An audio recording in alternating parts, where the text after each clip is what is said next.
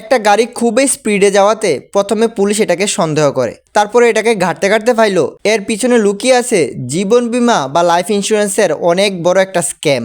2025 সালের জানুয়ারি মাসের কোনো একটি রাতে পুলিশ প্রতিদিনের মতো তাদের গাড়ি নিয়ে রাস্তার মধ্যে টহল দিতে পারিল।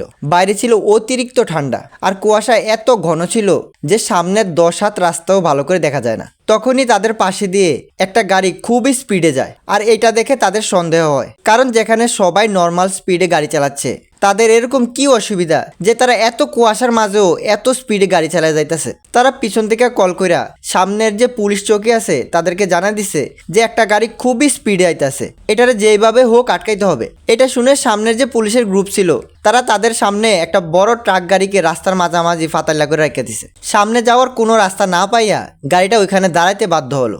তারপর পুলিশ এই গাড়িটার পুরো তল্লাশি নিল। এই গাড়িটার মধ্যে ছিল 1.5 লক্ষ টাকা ক্যাশ, 19টা আলাদা আলাদা মানুষের ক্রেডিট কার্ড আর অনেকগুলা মানুষের ব্যাংকের অ্যাকাউন্টের পাসবই, আরও সাথে ছিল অনেকগুলা মোবাইল ফোন। সবচেয়ে অবাক করা বিষয়টা ছিল মোবাইলের গ্যালারির ফটোগুলির মধ্যে।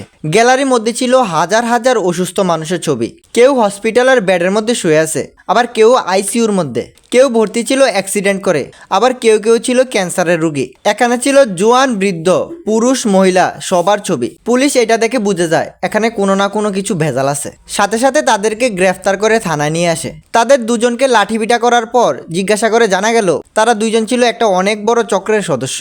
তারা প্রথমে একদম গরিব, অসহায়, অসুস্থ মানুষের কাছে যাইতো, যাইয়া তাদের সাথে ভালো ঘনিষ্ঠ সম্পর্ক করত। তাদের যত ডকুমেন্টস থাকতো সবকিছু হাতিয়ে নিত। তারা ওই অসহায় অসুস্থ মানুষগুলাকে না জানাইয়া পিছনে পিছনে তাদের নামে লাইফ ইন্স্যুরেন্স বা জীবন বীমা করে রাখতো, আর জীবন বীমার নমিনি হইতো এই বাটপারগুলা। আর যখনই এই অসুস্থ মানুষগুলা মারা যাইতো তাদের জীবন বীমার সমস্ত টাকা আইয়া পুষতো এই বাটপারগুলার অ্যাকাউন্টে। এই দলের মধ্যে সামিল ছিল ইন্স্যুরেন্স কোম্পানির বড় বড় এজেন্ট, ব্যাংকের কর্মচারী, ম্যানেজার থেকে নিয়ে আরও অনেক।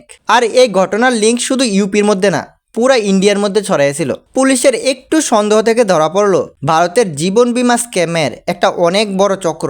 ভিডিওটা যদি ভালো লাগে তাহলে অবশ্যই চ্যানেলটাকে সাবস্ক্রাইব করুন, আর হ্যাঁ, একটা হাইপ দিয়ে দিন।